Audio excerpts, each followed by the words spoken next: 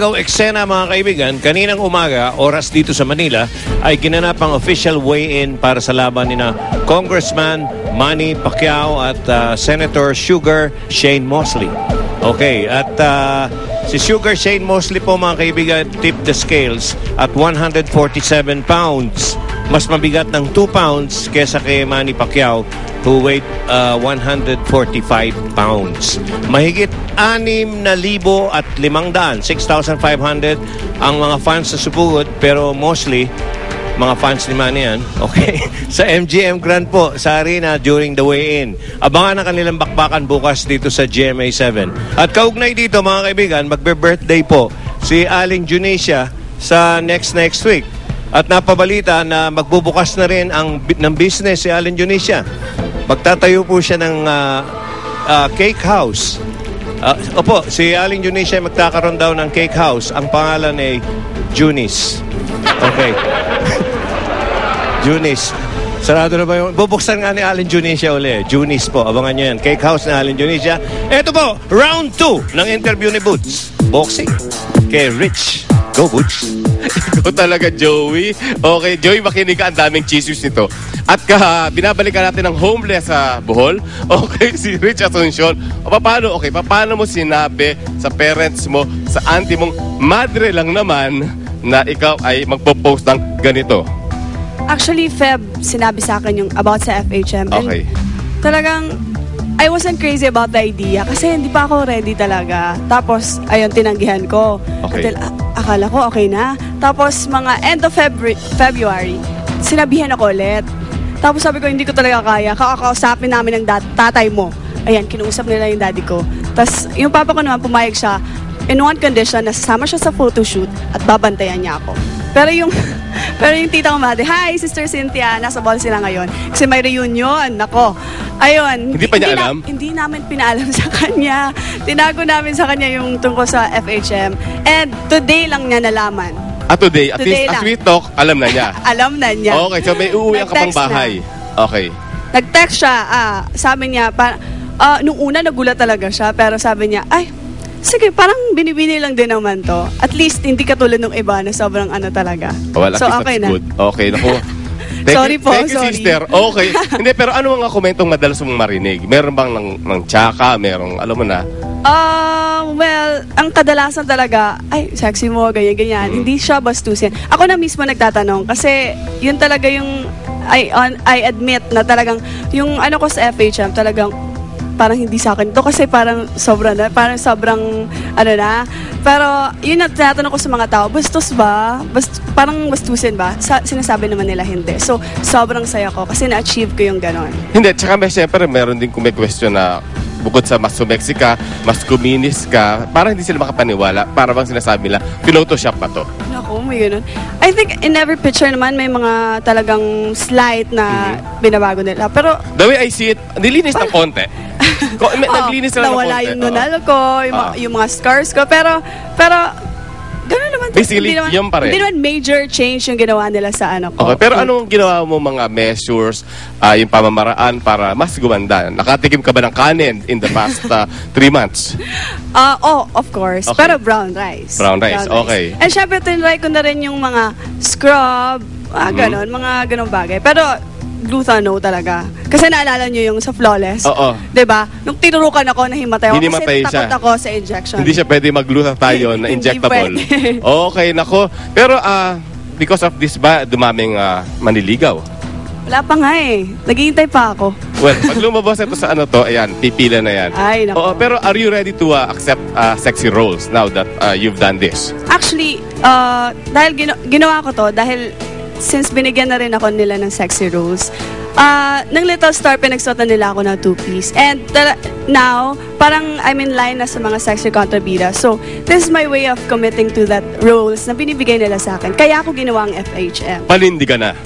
Pinapanindigan ko na talaga. I'm committing to it. Siyempre, mensahe sa mga fans. Ayan, thank you po sa lahat ng... Hawakan mo naman to. Syempre.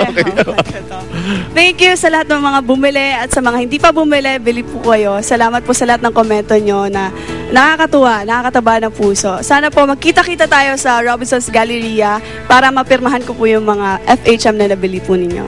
Ako hindi na ako bibili kasi nenenokin ko na yan. Okay, this is mine. At ito na, nako, congratulations again, Edward. So happy for you. Bili po kayo, huwag niyo po kalimutan. Okay, nako, ito na. Aljur Abrenica. Kilala mo yun? Oh, kabatch ko yun. Oh, nakabili na siya nito. Ay, yun hindi ko alam. Nag-comment na siya. Hindi ko alam. Hindi mo alam. Ayun, si Aljur Abrenica harapin ang mga ibinabato sa kanya mga intriga. Mamaya itatapat siya sa ano ba yung so ano tawag sa itapat sa 4 live yun o kami nila Ricky, Joey, tsaka si Loli, tsaka syempre Kasang Temptation Island dapat nandun ka. Nadala daw sa may Initex na exclusive footage. Nako, ngayon nyo lang mapapanood from their location sa Paway, Ilocos. Mapapanood yun. At syempre, nako, celebrate 45 Gold Delicious years with Goldilocks. Join the Goldilocks Fun Run on May 15, 2011 at the Bonifacio Global City. Choose from 5K, 10K, and 21K distances and help support the advocacies of the Goldilocks Foundation. For more info, please visit www.runrio.com. At ito na yung sinabi ko kanina, si Ryan Agoncillo at Judy Ann Santos. Susundan na nga ba si Baby Lucho? Ito na yun, panoorin nyo. Thank you again. Thank you.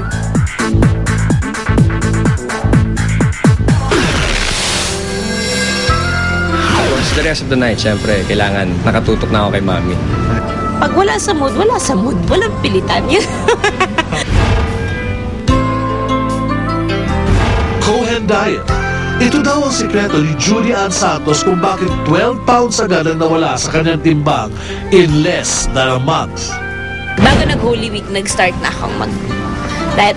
Suporta lang naman ako eh. Sana ako, mabiyayaan din ako ng konting pagpayat. Sinusubukan ko siyang sabayan eh, pero ang hirap ng dieta niya eh. Samantala, sa simpleng barbecue party lang daw iniraos ng mag-asawang Ryan Agoncillo at Judy Ann Santos ang kanilang second wedding anniversary. Parang linggo, kasi April 28 yung anniversary namin, it fell on a Thursday. Kami na lang yung nag-celebrate nung mismong araw. Pero nung May 1, nagpa-celebrate kami ng Mass with Father Kaluwag with family and friends. And then, yun, pagkatapos beer and barbecue na lang, party na lang.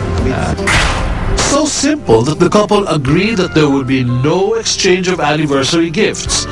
Pero nag-effort pa din si Juday.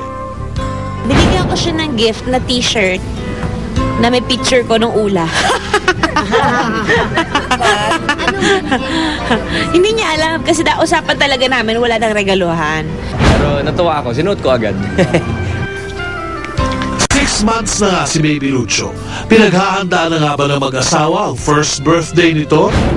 Medyo malaki ng konti kasi first birthday.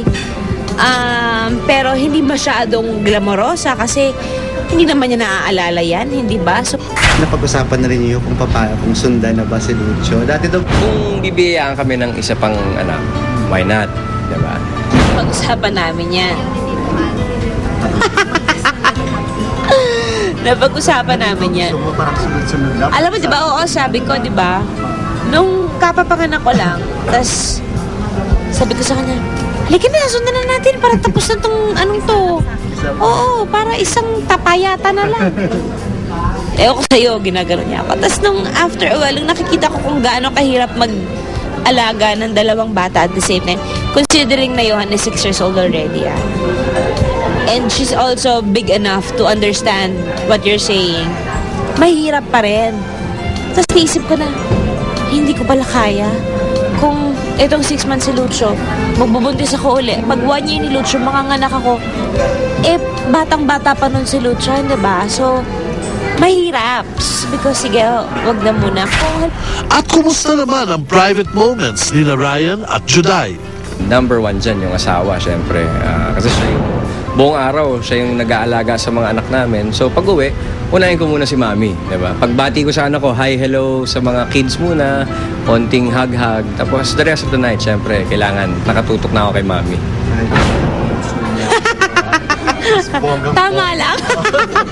Tama lang. Kasi mas palagi kaming pagod eh. Enough lang. pareho naman kami kasing malambing eh. Kahit magkayakap lang kami sa kama bago matulog, okay na kami. Wala namang effort to, to do birth control or something. It's just that, pag wala sa mood, walang pilitan. Samantala, kamakailan ay nabalita na ang best friend ni Juday na si Beth Tamayo ang napagkamalang si Elizabeth Batayin, isa sa 3 Pinoy na binitay sa China sa kasong drug trafficking. Noong una natawa ko, tapos after one, naisip ko, parang hindi maganda biro ata. Nakakatawang nakakainis. Yun ba yung gusto nilang mangyari para makapagsalita, para magsalita si Beth, gagawa na lang ng issue. Tapos yan naman siya sa kung nasaan siya ngayon. And sabi ko sa kanya, kung ano naman ang kailangan niya, nandito lang naman kami mag-asawa para sa kanya. So,